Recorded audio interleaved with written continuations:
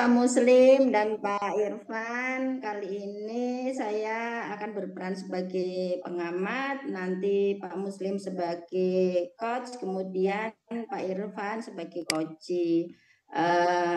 Dalam pengamatan ini saya lebih akan menekankan kepada penggunaan penyelesaian masalah gitu.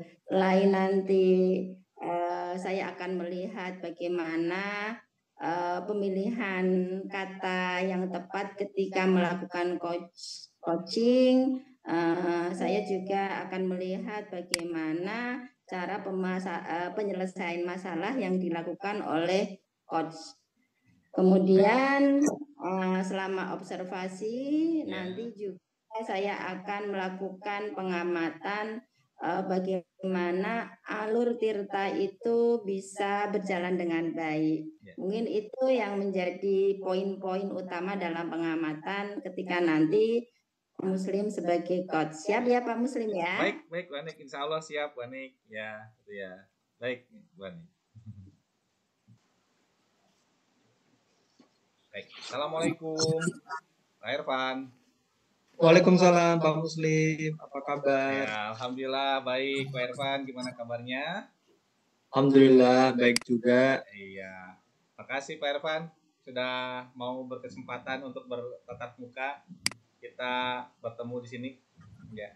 Iya, sama-sama. Gimana nih Pak Irfan? Apa yang mau kita ingin capai dalam pembicaraan kali ini nih? Iya, ini momen yang spesial banget ini. Kebetulan juga ada undangan dari Pak Muslim. Ini Pak Muslim. Ya. Saya ada hal yang bisa kita diskusikan bersama. Baik. Saya coba menceritakan problem yang saya hadapi ya. Baik. Silakan Pak Irfan, silakan. Iya. Permasalahannya begini. Anak-anak kelas 9 di pelajaran IPA kemarin itu saya mengadakan ulangan harian ya. Iya. Nah, setelah saya koreksi dari 40 siswa kelas 9, iya, ada 8 siswa yang nilainya di bawah KKM IPA. Ya, baik. KKM IPA di kelas saya itu 79. Oh iya. Nah, ada 8 siswa itu nilainya di bawah 79. Begitu, Pak. Satu nah, itu yang membuat saya gimana? Satu kelasnya berapa orang, Pak Irfan? Satu kelasnya 40. 40. Ya, yang tidak tuntas KKM? Yang tidak tuntas KKM 79 itu ada 8 siswa. Ada 8 siswa itu. KKM-nya 79 ya. Iya. Nah, menurut Pak Irfan ya, idealnya kalau misalkan Pak Irfan mengajar, itu idealnya siswa tersebut harus tuntas berapa orang Pak Irfan? Dari idealnya ya. Idealnya saya 100% Pak Muslim. Oh, 100% tuntas gitu ya? Iya. Dan sekarang berarti ada berapa persen tuh? Dari 40, iya. Ini 8 orang, berarti sekitar 5% ya Pak Irfan? 20%. Iya, 5%. Iya. Oke. Ada 5%. Nah, iya. Baik Pak Irfan. Menurut Pak Irfan, ya, kenapa kira-kira siswa tersebut menjadi tidak tuntas Pak Irfan? 5% yang tidak tuntas itu atau 8 siswa ya. Iya. Agak kesulitan dalam memahami materi yang abstrak. Kesulitan memahami materi yang abstrak. Oke, baik. Iya. Ya. Nah, seperti apa yang abstraknya itu Pak Irfan? Materi yang abstrak itu pada materi pewarisan sifat. Oh, iya. Pak Irfan pernah menanyakan ke siswa tersebut mereka itu paham atau tidak? Dalam proses kegiatan belajar mengajar di kelas, selalu ditanyakan oleh saya Iya. setelah materi ya. Mhm. Cuma jawaban dari anak-anak tersebut bisa begitu ya, paham gitu. Iya. Jawaban mereka paham. Ya. Lalu Iya. menurut Pak Ervan kira-kira masalahnya itu di mananya itu? Kenapa mereka kemudian sudah menyebutkan paham, ya, tapi kemudian menjadi tidak tuntas, gitu ya? Nah, dari hasil koreksi jawaban mereka, Mhm. ternyata ada kekurang telitian dalam kode parental, Iya. kemudian hitungan rasio pewarisan sifat di hasil filial 1 sama filial 2, F1 dan F2. Oh gitu. Iya. Ya. Baik Pak Ervan. Nah, menurut Pak Ervan sendiri gitu ya, siswa tersebut ini idealnya itu harus seperti apa Pak Ervan dalam menyikapi materi tersebut? Iya. Idealnya saya seharusnya menyuguhkan selain materi juga demonstrasi ya. Jadi ada keterlibatan anak atau siswa kelas 9 untuk mencoba dalam pewarisan sifat dengan media pembelajaran gitu kali ya Pak Muslim. Itu idealnya mengajar Pak Ervan itu ya pada siswa tersebut. Iya. Nah, baik Pak Ervan, kalau misalkan itu hal yang ideal, oke. Iya. Kita bikin anggaplah skalanya itu adalah skala 10. Nah, sementara pembelajaran yang sudah dilakukan oleh Pak Ervan ini menurut Pak Ervan ini dalam skala berapa nih? Angka berapa nih skornya? Kalau dari 40 siswa, kemudian ada 8 siswa yang masih kita istilahkan masih belum mencapai ketuntasan ya, berarti di angka 85. Ya. Itu dari faktor jumlah ketuntasan siswa. Kalau ini Pak Ervan, tadi mengajar ya, tadi kata Pak Ervan mengajar itu harus ada demonstrasinya, harus ada apa-apa, apalagi itu contoh-contohnya itu ya, tadi itu ya kalau tidak salah itu ya. Nah, kalau itu semua adalah mengajar yang ideal dan skorsnya adalah 10, saat ini yang sudah Pak Ervan lakukan gitu ya, ini kira-kira di skor berapa tuh? Yang sudah saya lakukan di skor 75. 77 gitu ya. Mungkin ya? Iya. 7 apa 7 gitu ya? Iya. Iya gitu. Kalau tadi seandainya skor idealnya adalah 10, berarti posisi Pak Ervan sekarang skor 7 ya. Skor 7 ya gitu. Itu dari cara mengajar Pak Ervan gitu, Pak. Iya. Iya, nah, jadi menurut Pak Ervan ya, kira-kira ini masalah yang terjadi, ketidaktuntasannya ini ada di sebelah mananya nih Pak? Di sebelah saya belum memfasilitasi ya dari gaya belajar siswa. Baik Pak Ervan ya. Nah, kalau begitu ya, Pak Ervan pernah mengidentifikasi atau memetakan terkait dengan kebutuhan belajar murid, Pak? Pernah di awal semester ya. Iya. Di awal semester pernah. Oh iya. Dan bagaimana gambarannya Pak Ervan? Gambarannya memang setelah melihat dari hasil tes tersebut atau observasi, 8 siswa tersebut memang kecenderungannya dalam kinestetik ya, atau belajar yang harus disertai contoh yang nyata. Oh gitu ya. Jadi siswa tersebut sudah terpetakan sebelumnya ya, bahwa mereka itu harus belajar dengan contoh yang nyata begitu Pak Ervan ya. Baik Pak Ervan ya. Nah, selama ini pembelajaran yang dilakukan apakah sudah memenuhi terhadap kebutuhan 8 murid tersebut, Pak Irfan? Untuk pemenuhannya belum bisa 100% karena saya kesulitan untuk mendapatkan contoh pewarisan sifat sampai generasi kedua atau sebutannya F2. Oh iya. Itu ya. Nah, selanjutnya untuk siswa yang lainnya, murid yang lainnya, ya, apakah gayanya atau profilnya juga sama, Pak Irfan, dengan 8 siswa tersebut? Profil mereka ternyata berbeda. Berbeda. Jadi yang 32 siswa tuntas ya, ternyata mereka mampu untuk menerima dari materi. Dalam proses pembelajaran kan selain dengan diskusi, ceramah, juga ada pemutaran video ya. Iya. Oke. Baik, Pak Irfan, ya. Nah, kalau misalkan ada 32 yang sudah tuntas, 8 orang tidak tuntas karena memang sudah terpetakan kebutuhannya dan kebutuhannya tidak terpenuhi gitu ya. Terpenuhi apa tidak, Pak Irfan? Bagaimana? Yang 8 orang ini kira-kira terpenuhi atau tidak menurut Pak Irfan?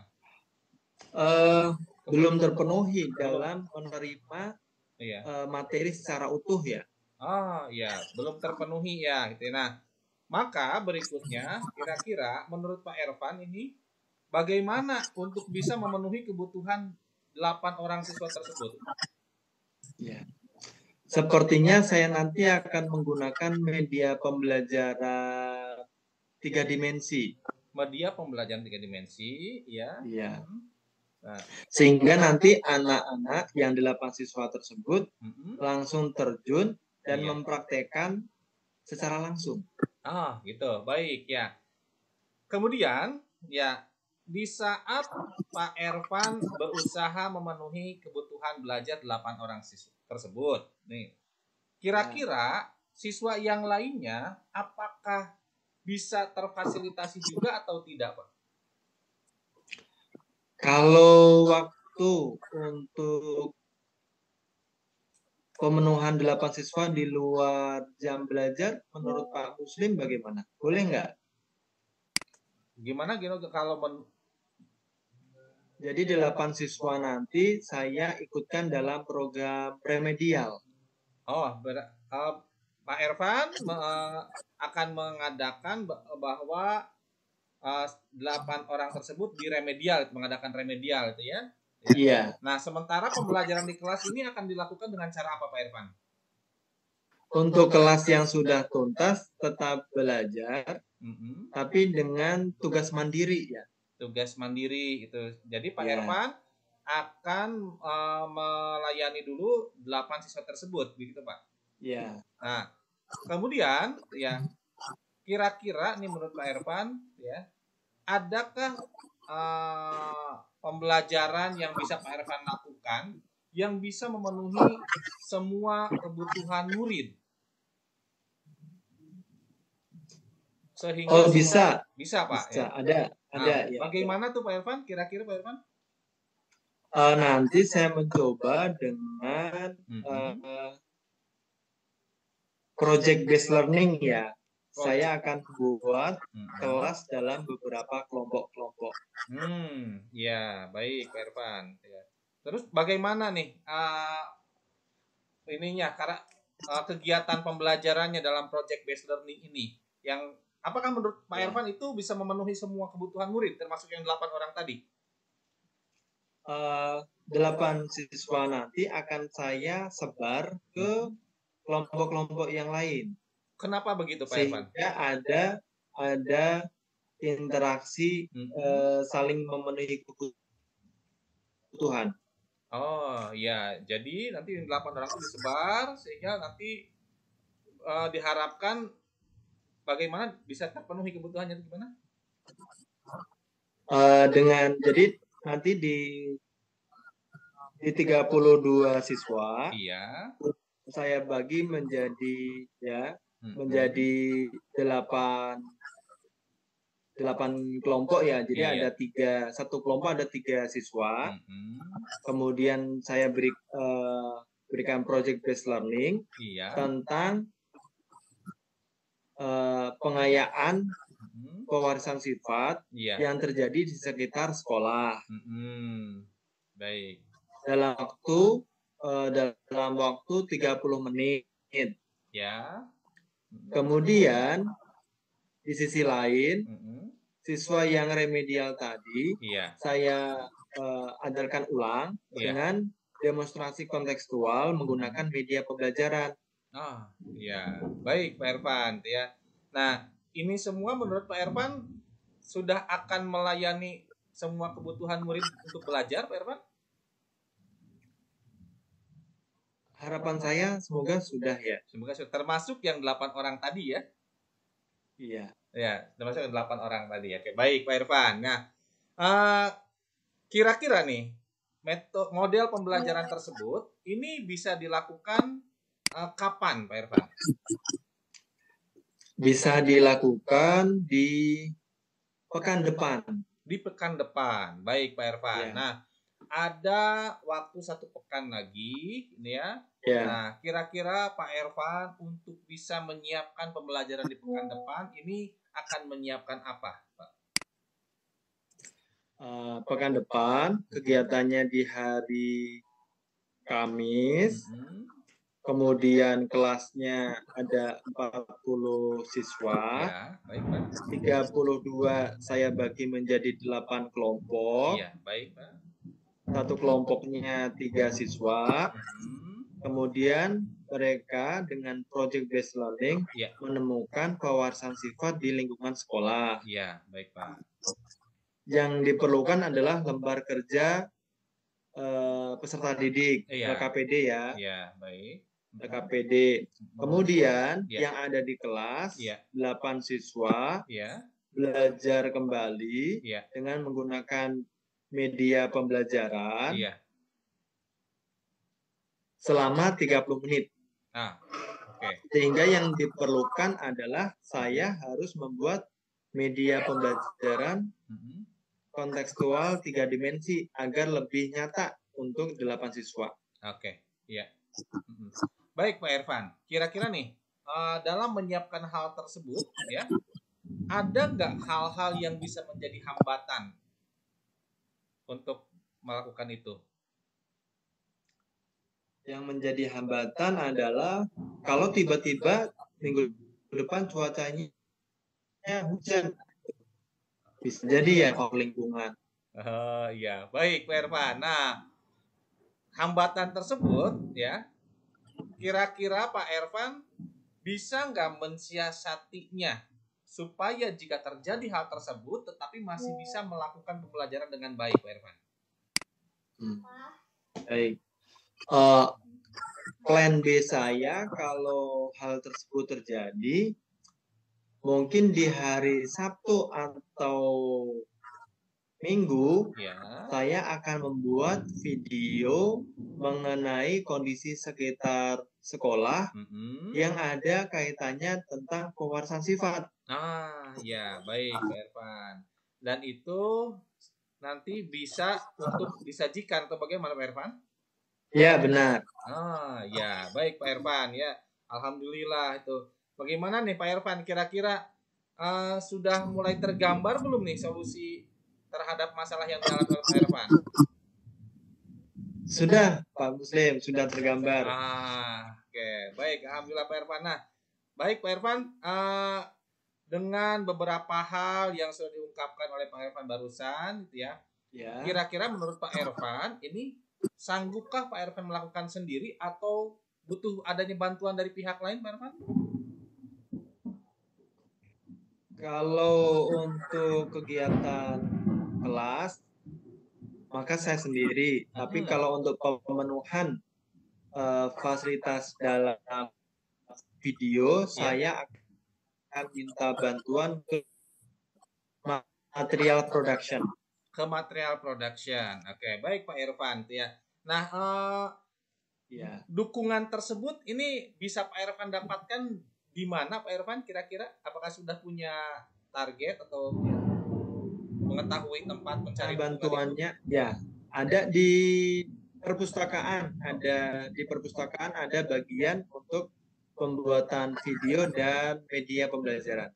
Oke, baik Pak Ervan. Ya, nah, untuk bisa mendapatkan dukungan dan bantuan tersebut, ini Pak Ervan kira-kira akan melakukan apa, Pak? Untuk mendapatkan dukungan. Saya akan melakukan komunikasi dan bertemu dengan pihak perpustakaan. Oh iya, oke, baik ya. Pak Ervan, kira-kira kapan akan melakukan pertemuan tersebut, Pak Ervan? Saya akan melakukan pertemuan, harapan saya secepat mungkin, berarti hari kalau sekarang adalah hari Selasa, saya mau bertemu hari Kamis. Saya rencanakan hari Kamis. Baik Pak Ervan, ya alhamdulillah. Berarti sebagaimana saat ini Pak Ervan sudah tahu langkah-langkah yang harus dilakukan, Pak Ervan? Ya, alhamdulillah sudah. Alhamdulillah Pak Ervan ya. Dan juga kebutuhan Pak Ervan juga sudah bisa diketahui ya. Ya. Baik Pak Ervan. Sudah bisa saya klasifikasikan item-item yang dibutuhkan nantinya. Iya, baik Pak Ervan. Jadi sekarang masalahnya sudah bisa tersolusikan insya Allah ya? Atau bagaimana Pak Ervan? Betul, sudah lebih plong setelah diskusi dengan Pak Muslim. Iya, baik Pak Ervan. Alhamdulillahirrahmanirrahim. Pak Ervan ya, kalau memang sudah seperti itu, ya silahkan Pak Ervan ya melakukan apa yang Pak Ervan rencanakan, gitu ya. Dan Pak Ervan juga ya sudah bisa menemukannya, gitu ya, Pak Ervan. Baik Pak Ervan. Amin. Ya. Terima kasih Pak Muslim. Iya, sama-sama Pak Ervan. Nanti insya Allah kita bisa ketemu lagi, bisa ngobrol-ngobrol lagi lah lain waktu. Iya. Ya, selamat menjalankan semua rencana-rencananya Pak Ervan ya. Terima kasih. Ya, mangga Pak Ervan. Assalamualaikum. Ya. Waalaikumsalam. Oke, bagus sekali hasil praktik coachingnya tadi antara Pak Muslim dengan Pak Irfan. Tetapi Pak Muslim kalau boleh tahu, tadi kompetensi apa yang dikembangkan dalam melakukan coaching Pak Muslim? Ya. Baik Bu Ani, tadi saya sudah melakukan yang pertama sih saya mengawali dengan membangun kemitraan dulu. Saya coba untuk membuka suasana supaya lebih santai. Coachnya Pak Irfan sebagai coach juga menjadi nyaman untuk berbicara, ya, semakin akrab agar terbuka. Kemudian saya berusaha untuk mengidentifikasi apa yang ingin Pak Irfan. Awalnya saya berusaha untuk menanyakan dulu apa kira-kira tujuan pembicaraan kita saat ini, ya. Kemudian Pak Irfan sudah menjelaskan tujuannya apa, kemudian saya berusaha mengidentifikasi apa yang terjadi dengan Pak Irfan dan Pak Irfan menceritakan. Kemudian berikutnya Pak Irfan menyampaikan ada masalah dan kemudian saya mengidentifikasi masalah tersebut dan kemudian menanyakan rencana aksi yang ingin Pak Irfan lakukan untuk menyikapinya dan kemudian juga menanyakan bagaimana bentuk tanggung jawab Pak Irfan terhadap rencana aksi tersebut dan juga terhadap penyelesaian masalah tersebut. Gitu. Itu Bu Anik yang tadi dilakukan oleh saya. Oke, untuk kedepannya Pak Muslim, apakah ada yang ingin dikembangkan dari tadi melakukan praktik coaching? Mungkin dari alur Tirta saya lihat udah berjalan dengan baik. Tadi Bapak udah menjelaskan tentang tujuan, identifikasi, tantangan aksi, kemudian tanggung jawab. Tapi masih adakah kompetensi yang ingin dikembangkan lagi begitu Pak Muslim? Berikutnya mungkin saya ingin mengembangkan untuk bisa improvisasi menyampaikan pertanyaan berbobot kepada coachnya. Nah, sehingga mungkin bisa tereksplorasi lebih jauh lagi potensi dari coach dan muncul ide-ide yang bisa membawa perubahan. Gitu. Itu mungkin Ibu. Oke, terima kasih Pak Muslim. Ya. Selamat ya. Ya, terima kasih juga Bu Anik sudah memberikan umpan baliknya. Terima kasih.